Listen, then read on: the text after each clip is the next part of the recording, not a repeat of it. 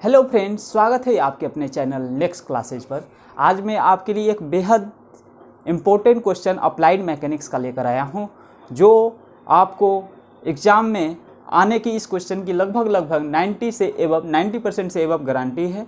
ठीक है, तो इस क्वेश्चन को कैसे किया जाएगा, इसमें एक पहिया है और ये एक ब्लॉक है। इस पहिए को ब्लॉक पे फोर्स लगाकर, न्यूनतम फोर्स लगाकर चढ़ाना है। तो यही न्यूनतम फोर्स पूछ रखा है।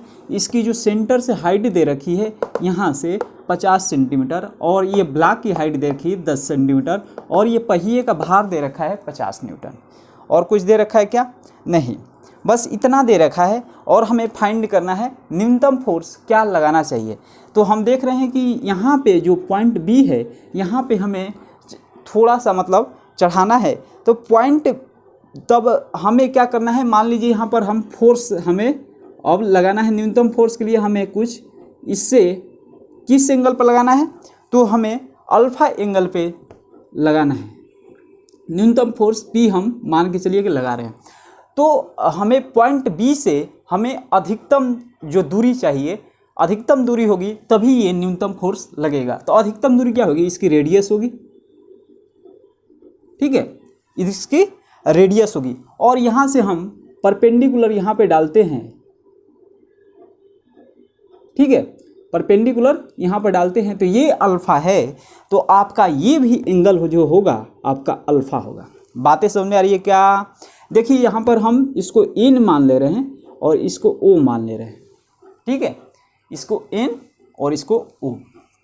ठीक है, अब हमें करना क्या है? हमें करना क्या है? टार्क बैलेंस करना है। कहाँ पे? तो जो है आपका, ये है आपका 50 है। हमें पॉइंट बी पे हमें टार्क बैलेंस करना है। ठीक है ना। टार्क इक्वल टू क्या होता है? आर क्रॉस एफ होता है। यानी कि उस फोर्स की ये परपेंडिकुलर डिस्टेंस है, ये मत समझिएगा। तो उस फोर्स की, ठीक है ना, परपेंडिकुलर डिस्टेंस और उस फोर्स के गुणनफल को टार्क कहते हैं। ये आप लोगों को पता होगा। तो हम टार्क बैलेंस करेंगे। इसको हम लिखते हैं, इसको क्या लिखेंगे? टार्क हमें कहाँ बैलेंस करना है? तो बी पर करेंगे। ठीक है ना। तो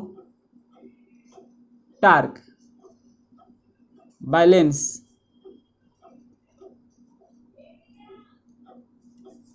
टार्क बी पर टार्क लेने पर, ठीक है ना, पॉइंट बी पर टार्क लेने पर मैं लिखूंगा पॉइंट बी पर टार्क लेने पर। टार्क मीन्स घूर्णन लेने पर। ठीक है ना। टार्क मैं डायरेक्ट लिख रहा हूं। अब देखिए यहाँ पे पॉइंट बी पर पी का बल पी का लिखिए, बल पी का। ठीक है ना, यहाँ पे बल पी का टार्क लेने पे। तो देखिए यहाँ पर इसको हम मान लेते हैं m1। ठीक है ना, m1 मान लेते हैं पॉइंट बी पर। पॉइंट बी से परपेंडिकुलर डिस्टेंस और उस बल के गुणनफल के बराबर होगा m1। ठीक है ना। तो p पर जो फोर्स है आपका p लग रहा है, और उसकी परपेंडिकुलर डिस्टेंस जो है 50 है। बातें समझ में आ रही है क्या?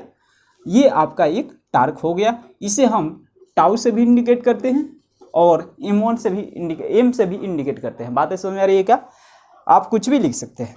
इसके बाद हम देखेंगे, ये भी एक फोर्स लग रहा है 50 न्यूटन का नीचे की तरफ। ये है इसका पहिए का भार है।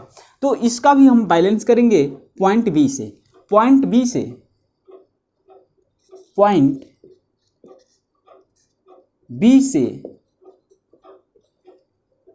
से 50 न्यूटन बल का घूर्ण लेने पर, ठीक है ना, पॉइंट बी से, मतलब पॉइंट बी पर लिखिए भैया, पॉइंट बी पर 50 न्यूटन बल का घूर्ण लेने पर हमें क्या करना है कि इस पॉइंट बी पर 50 न्यूटन बल का हमें घूर्ण लेना है। तो हमें ये फाइंड होना चाहिए कि परपेंडिकुलर डिस्टेंस कितनी है, बी एन फाइंड हो तो हम कर सकते हैं। चलिए पहले लिख लेते हैं। इसको हम दर्शाएंगे, टावन इसको दर्शाते हैं, इसको हम टा2 या फिर m2 या फिर, अब देखिए टा2 m2 या फिर देखिए यहाँ पर जो बल है 50 न्यूटन लिखिए। और उसकी पॉइंट बी से परपेंडिकुलर डिस्टेंस कितनी है, bn है। bn हमें ये पता नहीं है, ठीक है, तो bn हमें पता नहीं है। तो bn फाइंड करने के लिए हम क्या करेंगे, यहाँ पर देखिए ये एक ट्रायंगल बन रहा है OBN। OBN आपका एक ट्रायंगल बन रहा है, तो ट्रायंगल से हम फाइंड कर सकते हैं पॉइंट मतलब ये डिस्टेंस bn। यहाँ पर देखिए ये 90 डिग्री का बन रहा है, बातें समझ में आ रही है क्या। तो हमें bn फाइंड करना हो, यहाँ पर देखिए ये जो है BO कर्ण स्क्वायर है, तो OB square is equal to क्या हो जाएगा, ON square plus BN square. बातें समझ में आ रही है क्या। हम किस ट्रायंगल में ले रहे हैं, तो ट्रायंगल OBN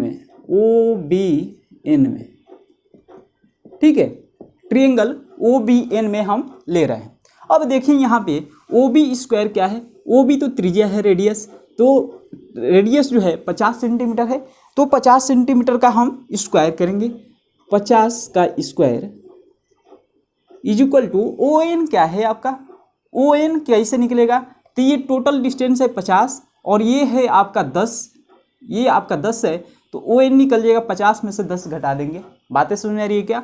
तो 50 में से 10 गया 40 का स्क्वायर प्लस हमें BN फाइंड करना है, BN स्क्वायर।